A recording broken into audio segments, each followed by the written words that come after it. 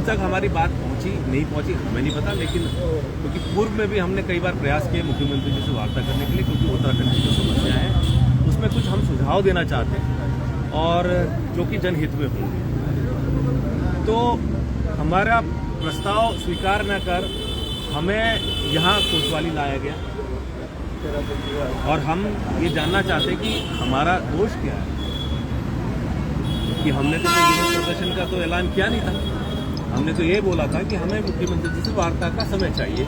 आज वो रुके, रात आज नहीं है तो कल, कल नहीं है तो परसों, कब तक हमें वार्ता का एक समय मिल जाए ताकि उत्तराखंड के विकास के मॉडल में हम कुछ वार्ता करना चाहते हैं।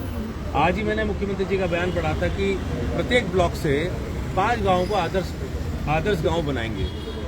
आज सारे गाँव तबाह हो रहे हैं, सारे गांव में स्कूल बंद हो रहे हैं और जो स्कूल की बिल्डिंग है वो जर्जर हो चुकी है, अस्पताल नहीं है, लोग अपनी जान दे रहे हैं इलाज के अभाव में।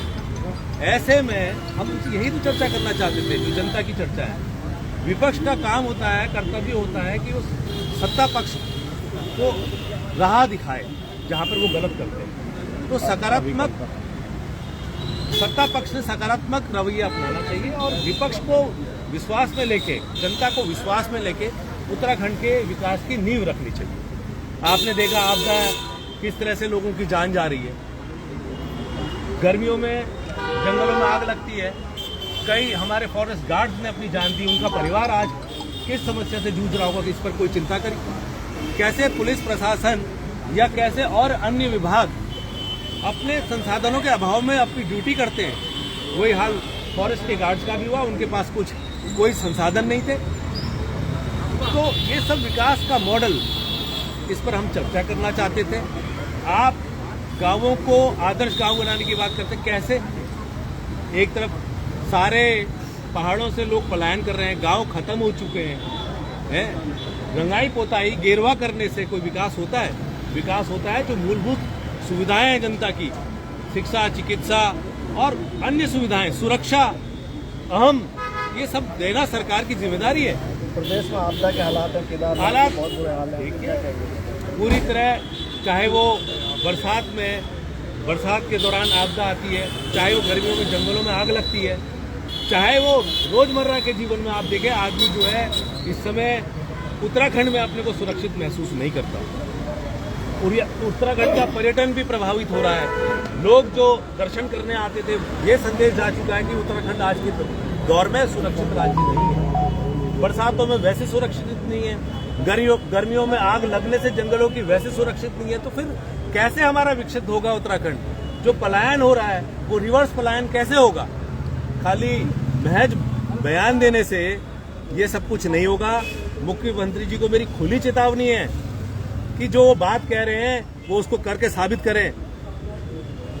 जनता उनको पारितोषिक देगी। जनता ने उनको 5-5 लोकसभा सीट दी, बावजूद जनता ठगा महसूस कर रही है। दमुआ डुआ के मालिकाना हक उन्होंने छीनने का काम किया। बनबलपुरा में जो है उचित जो पैरवी करनी चाहिए थी सरकार ने नहीं की, मालिकाना मलिक बस्ती एक्ट के तहत। और ये तो क्षेत्रीय मुद्दे हैं। इसके अलावा गढ़वाल और कुमाऊं में आप देख रहे हैं किस तरह से पहाड़ों में लोग खाली हो रहे हैं। लोग रोज आज अखबार पढ़ो, चिकित्सा स्वास्थ्य सुविधाओं के अभाव में लोग जान चले जा रही है लोगों की। बिंदु खत्ता में जल भराव, आप वहां लोग परेशान हैं। हर घर में जल भराव, लेकिन कोई सुनवाई नहीं है, कोई गुस्साई नहीं है। मैं बस यही कुछ वार्ता करनी थी और बड़े सौहार्दपूर्ण में आज मुझे अभी आक्रोश में बोलना पड़ रहा है कि क्या मैंने गुनाह कर दिया? मैंने एक सिर्फ प्रस्ताव दिया कि मैं आपसे वार्ता करना चाहता हूं। क्या वार्ता करना गुनाह है कि मुझे कोतवाली तक पहुंचा दिया आपने?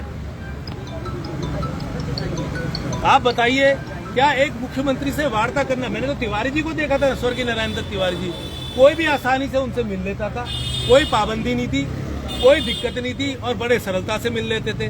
और जब कभी व्यस्त भी होते थे, कहते महाराज कल मिलते हैं, बड़े प्यार से। चाहे कोश्यारी जी हो, चाहे विपक्ष का कोई हो, चाहे धामी जी खुद गए होंगे उनसे मिलने। और धामी जी और कोश्यारी जी तो बड़ा चेहरा है, एक आम भाजपाई या समाजवादी पार्टी या कोई बसपा का कार्यकर्ता भी उनसे मिलने जाता था। तिवारी जी कभी भी उनको मना नहीं किया। तो मैंने क्या गुनाह कर दिया? मैंने तो सिर्फ एक प्रस्ताव रखा कि मैं कुछ उत्तराखंड की समस्याओं के बारे में चर्चा करना चाहता हूं और मेरे को लाके कोतवाली रख दिया। ठीक, थैंक यू। नहीं तो मैं ये पूछना चाह रहा हूँ बलूटिया जी, आपको अपनी जो प्रॉपर्टी है वहीं से आपको अरेस्ट किया और आप अभी अंदर धरने पर भी बैठ गए थे, हिरासत में धरने पर बैठ गए थे आप। मुद्दा है कि क्यों मुख्यमंत्री जी वार्ता नहीं करना चाहते, क्यों मुख्यमंत्री सिर्फ अपने कार्यकर्ताओं से और अपने पदाधिकारियों से वार्ता करना चाहते हैं, क्यों आम वैसे प्रधानमंत्री जी का है हर अभी पिछले 7 दिन पहले मैं देख रहा था, पिछले 7 दिन पहले देखा मन की बात, सारे विधायक भाजपा सरकार के मन की बात सुन रहे हैं। किसी विधायक ने प्रधानमंत्री को बताया कि आपदा में इतने लोगों की जान चले गई। क्या प्रधानमंत्री को यहाँ की आपदा नहीं दिख रही? क्या प्रधानमंत्री को यहाँ की समस्याएं नहीं दिख रही कि यहाँ पर गांव में अस्पताल नहीं है? क्या यहाँ के प्रधानमंत्री को नहीं दिख रहा है कि यहाँ पर स्कूल बंद किए जा रहे हैं और जो स्कूल है वो जर्जर अवस्था में आ चुके हैं, लोगों के बच्चों के जीवन सुरक्षित नहीं है। आप हिरासत में थे, धरने पर बैठ गए थे और आमरण अनशन की भी चेतावनी आप लोग दे रहे थे। मैं जानना चाहता हूँ कि मुझे गिरफ्तार किस बात पे किया?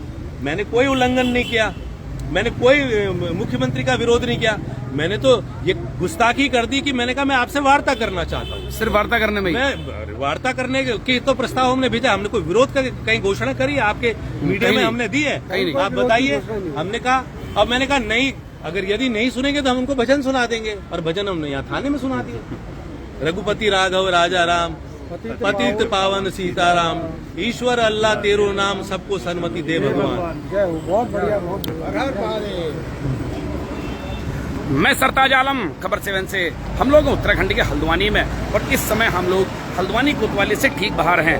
अभी जो आप सुन रहे थे वो हैं उत्तराखंड कांग्रेस पार्टी के प्रवक्ता हैं दीपक बलूटिया। आज वो मुख्यमंत्री से कुछ वार्ता करना चाहते थे, अपनी संपत्ति में थे, यानी कि ब्रिजलाल के सामने जो इनकी अपनी संपत्ति है, उनका अपना घर है, वहीं पर खड़े हुए थे। प्रशासन के लोग भी थे और ये उनसे वार्ता करना चाहते थे, लेकिन इनका कहना है, उनका आरोप है कि सिर्फ वार्ता करने के मामले में इनको पुलिस में हिरासत में ले लिया और अंदर जहां वो हिरासत में थे वो धरने पर भी बैठ गए थे। और उन्होंने वो भजन भी गाया था जो भी ये गाकर सुना रहे थे, रघुपति राघव राजा राम। ये भजन भी उन्होंने गाया है जो कि गांधी जी की याद दिलाता है। और दीपक बलूटिया इस पूरे मामले से नाराज भी थे। वो कई चेतावनियां भी दे रहे थे कि इस पूरे मामले में वो लीगल एक्शन लेंगे, इस बात को भी कह रहे थे। लेकिन उसके बाद कई LIU के अफसर पहुंचे, पुलिस अधिकारी पहुंचे, सिपाहियों ने भी रिक्वेस्ट की, तब जाकर वो धरने से उठे। वो हिरासत में अंदर जो कॉन्फ्रेंस रूम है वहीं पर उनको हिरासत में लिया गया था और उसके बाद वो खैर मान गए। लेकिन वो जो वार्ता करना चाहते थे उन्होंने उस पूरी वार्ता को अभी बताया कि वो आखिर प्रदेश के किन मुद्दों को मुख्यमंत्री के सामने रखना चाहते थे, जबकि ना तो उन्होंने काले झंडे दिखाए, ना कोई विरोध किया, सिर्फ बातचीत करना चाहते थे। उनका कहना था कि कांग्रेस के प्रवक्ता होना तो अलग बात, एक आम नागरिक तो अपने सूबे के मुख्यमंत्री से बातचीत कर सकता है, तो क्या बातचीत करने में हिरासत लिया जाता है? ये उनका आरोप था। खैर पटाक्षेप हुआ, मामला खत्म हुआ, अभी वो फिलहाल चले जा रहे हैं यहाँ से। लेकिन उनके जो जज्बा है, उनके जो सुर हैं, हमने उनकी कहानियां सुनी थी, अब तो खैर उनकी धीरे धीरे उम्र होती जा रही है। मतलब कुल मिलाकर अब वो एक नौजवान सा जज्बा था, वो अपने कई यूथ कांग्रेस के किस्से अक्सर सुनाते हैं और मुझे लगा वो सच होंगे, क्योंकि आज मैंने उनको देखा वो हिरासत में किस तरह उनको यकायक एकदम बुरा लगा कि आखिर सिर्फ वार्ता करने में उनको हिरासत में लिया गया और 2-3 घंटे हो गए, कुछ खाने पीने तो भी किसी ने नहीं पूछा। इनका ऐसा बोलना था। खैर दीपक बलूटिया एक जज्बे वाले इंसान है, इसमें कोई दो राय नहीं। ये अलग बात है कि वो आपको थाने में कभी कितना नजर आए कितना नहीं, लेकिन आज 3 घंटे रहे। और हम लोग भी लगातार जैसे ही मुख्यमंत्री के कार्यक्रम से हम लोग नीचे आए तो खबर लगी कि उनको हिरासत में लिया गया है और अंदर बैठाया गया है। तो साथियों, आपको हमारी लाइव कवरेज कैसी लगी बताना ना भूलें और इसमें लाइक, शेयर और कमेंट जरूर करें। साथियों, मैं चलता हूं, मैं आपका दोस्त, आपका भाई, मैं सरताज आलम, खबर 7 हल्द्वानी।